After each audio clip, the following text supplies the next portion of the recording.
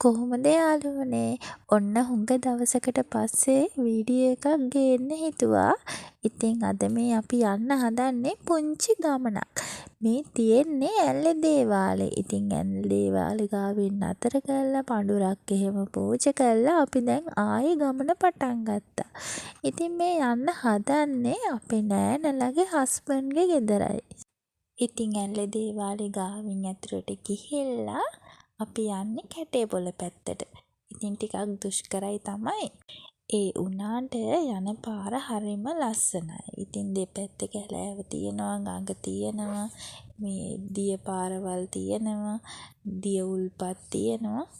ඉතින් පාර දෙපැත්තේ ඒවත් බලාගෙන යමුකෝ මාත් එක්ක ඉස්සරහට. ගෙදරටම වාහනේ යන්න බෑ. ඉතින් අපි මගින් වාහනේ නතර කරලා අපි දැන් මේ පයින් යනවා. ගේ තියෙන්නේ තේ වත්තක් මැද. ඉතින් ගෙට පල්ලෙහාන් තියෙන්නේ ගඟ.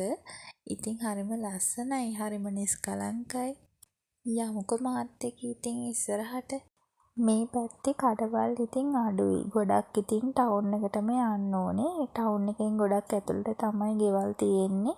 ඉතින් මේගොල්ලෝ ඉතින් හැමතිස්සෙම කඩේ යන්න බැරි නිසා ගොඩක් වගා කරගෙන තමයි කෑමට අරගන්නේ. ඉතින්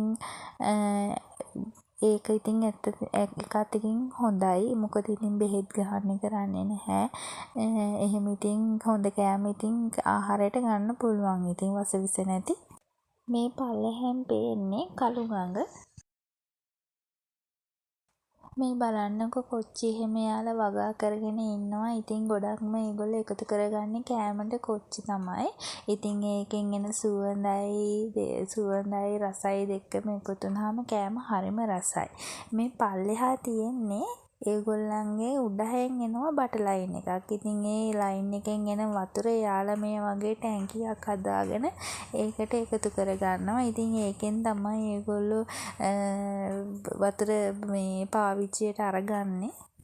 එයාලා කෙසෙල් වර්ගත් ගොඩක් වගා කරලා තියෙනවා. ඉතින් ඒකත් ගඟට චුට්ටක් උඩහන් වගේ තමයි වගා කරලා තියෙන්නේ.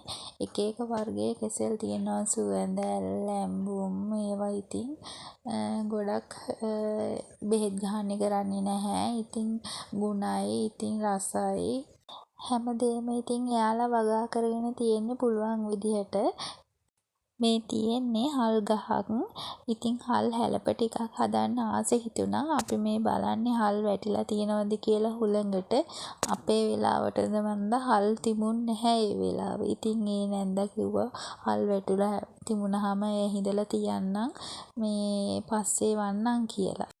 එළවලු විතරක් නෙමෙයි මලුත් වගා කරලා තිබ්බා. ඉතින් හරිම ලස්සනයි. මේ බලන්නකො මේ මලේ ලස්සන දැක්කහම ආසෙ හිතුණා මට. ඉතින් මහා ලොකුවට මල් ගොඩක් තිබුණේ නැහැ. තියෙන මල් ටික හරිම ලස්සනට ඒගොල්ලෝ නඩත්තු කරලා තිබ්බා.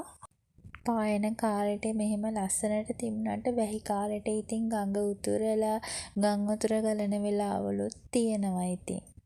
මේ බලන්නකො මේ මලේ ලස්සන හරිම ලස්සනයි නේද? ඉතින් මේ වගේ ලස්සන අලුත් වීඩියෝ එකක් ආයි අරගෙන එන්නම්. ගිහින් එනකන් ඔයාලට සුබ දවසක්.